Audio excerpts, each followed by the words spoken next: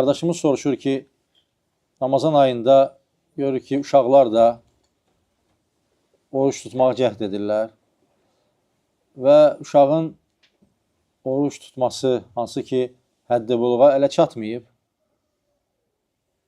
və bəzən görürsən, yarısında açmaq istəyirlər. Qardaşın verdiyi sualda gözəl bir sualdır, gözəl bir məsələdir, möhtərəm qardaşlar. Ümumən, Allah Resulü sallallahu aleyhi və səlləm hər zaman tövsiyə edərdi uşaqlara ki, onları 7 yaşına kimi artıq onu 7 yaşından artıq onlara ibadətləri təşviq etmək, öyrətməyi bəyənilən bir haldır, gözəl bir haldır. Hər bir müsəlmanın, hər bir müminin gözəl şəkildə övladlarına bunu aşılaması gözəl bir haldır. Təbii ki, dinimizdə şiddət yoxdur. Sadəcə sevdirməliyik. Onlar körpədirlər, uşaqdırlar. Xüsusən 7 yaşına çatana qədər və 7 yaşından 10 yaşına qədər görürsən, uşaq tam dərk etmir bir çox şeyləri 6-7 yaşlarında. Gözəl olar ki, hikmətlə, gözəl şəkildə, yəni öz sevgisi ilə ona qazandırmaq. Yəni namazı sevsin, orucu sevsin. Bəli, ola bilər ki, övladlarımız o yaşlarında oruç tutsunlar. Ancaq onları zorlamamaq və öz axarına buraxmaq.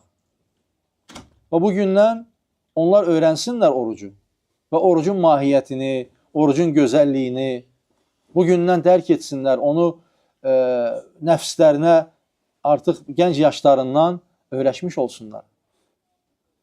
Gözəl bir haldır.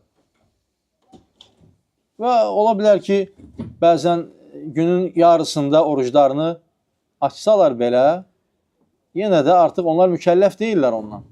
Mükəlləf olmadıqları üçün də nə qədər tutsalar da, əlhamdülillah, xeyirdir. Və sonra Allah Resulü buyurur ki, 10 yaşına çatdıqda artıq onlara namazı əmr edin, ibadətləri əmr edin. Çünki bildiyimiz kimi, oğlan uşaqları artıq 10-12 yaşından başlayaraq artıq həddi buluğ yaşları başlayır. Və onlar da böyüklər kimi, bizim kimi mükəlləf olurlar. Ona görə artıq 10-12 yaşlarından onlara ibadətlərdə daha çox onları təşviq etməliyik və əmr etməliyik ki, ibadətləri yerinə gətirsinlər. Çünki artıq mükəlləf olurlar. Və o yaşa qədər isə sadəcə təşviq babından, öyrətmək babından, sevdirmək babından və bəli, gözəl olar ki, onlara da ibadətləri sevdirək. Allahu aləm.